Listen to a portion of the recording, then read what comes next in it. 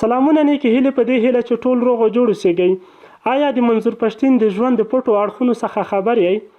د ویډیو شروع کېدو څخه مخکې زموږ د یوټیوب چینل پښتو ټاپ ټي وي همدا اوس درسره سبسکرایب ورسره خوا کې د ګونګړۍ نشان ووهئ.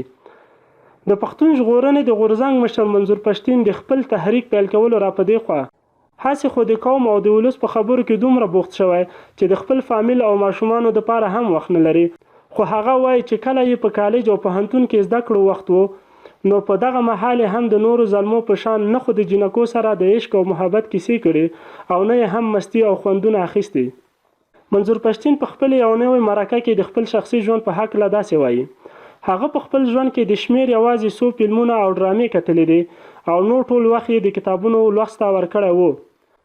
منظور پښتین کوم فلمونه کتلي دي؟ هغه ته د هغو فلمونو نومونه هم نه دي په یاد چې کتلي یې دي او له ډېر سوچ وروسته وایي یوازې یو فلم راته یاد دی چې د امیر خان جوړ کړی او د مذهب په موضوع یې جوړ کړی دی چې د هغه فلم نوم هم نه دی ورته په یاد. وایي کله چې به د سبق نه فارغ وو او د خپل کور ماشومانو سره به یې ښه وخت تېرول غوښتل نو هغوی ته به یې په خپل لیپټاپ کې د اسماعیل شاهد فلمونه لګول.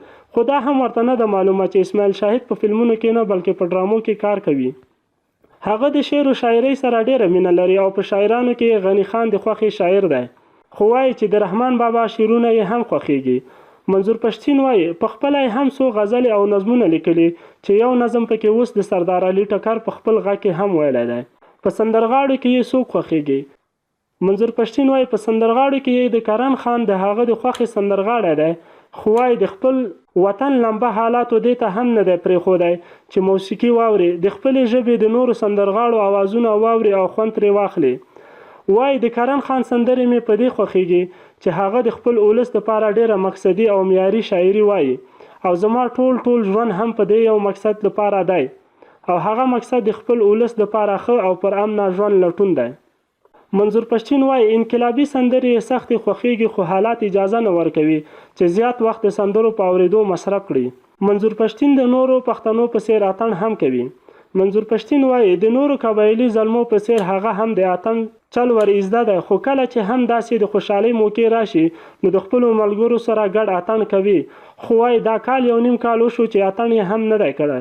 هغه وایي یوازې د پښتون ژغورنې د غورځنګ د وروستیو فعالیتونو له کبله یې ژوند د خفګان له پړاو څخه تېرېږي بلکې چې په ښه او بد پوه شوی نو مستی او شوخي یې نه ده کړې. زه چې رازلمی شوی یم نو یوازې د خپلو خلکو مړي مې لیدلي، جنازې مې لیدلي، ژړاګانې او ویرونه مې لیدلي.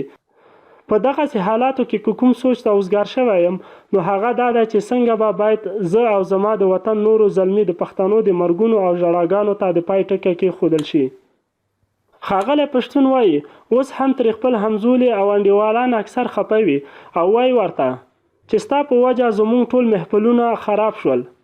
منظور پښتین وایي د ژوند ټولې خوشحالۍ به هله کوي چې د وطن میندې یې وخاندي، زلمي د وطن د سپرلو نه خوندونه واخلي، امن او مینه هر وګړي ته غېږه ورکړې وي. دوستانو که ویډیو مو خوښه شوه نو حتما یې درسره لایک او له نورو دوستانو سره مو شیر کړئ.